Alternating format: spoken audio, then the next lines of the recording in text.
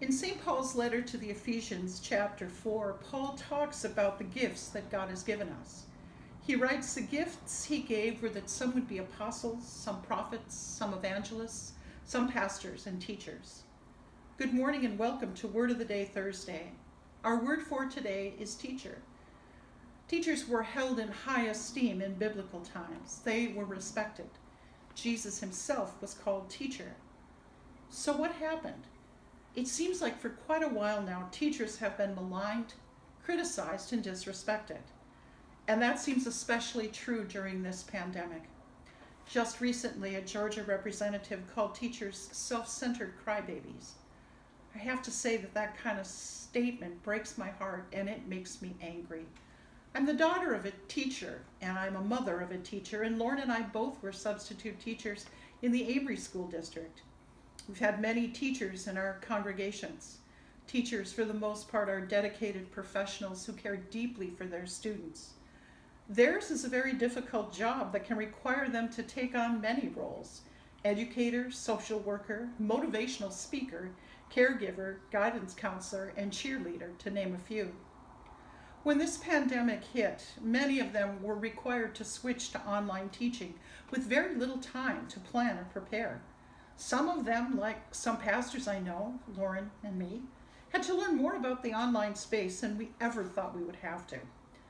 But teachers and pastors have tried to rise to the challenge. Teachers have worked online to engage their students, educate them, and nurture them. At the same time, they've worried about their students' home situations, special needs, and food insecurities. And now they're being asked to do what our leaders have so badly failed to do. They're asked to make a plan to teach during a pandemic.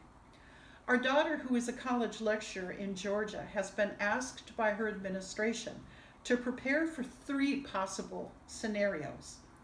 To prepare to teach in the classroom, figuring out how to do social distancing in her small room and dividing her students into groups so that there are fewer in the room. She's been asked to prepare to teach a hybrid of online and in-person learning, and she's asked to be prepared to teach totally online. As all these plans for reopening schools are being discussed, I notice that so often teachers are not involved in the decision-making process. With COVID-19 spreading at such an alarming rate, is it any wonder that our teachers worry about their students' health, their own health, and the health of their families?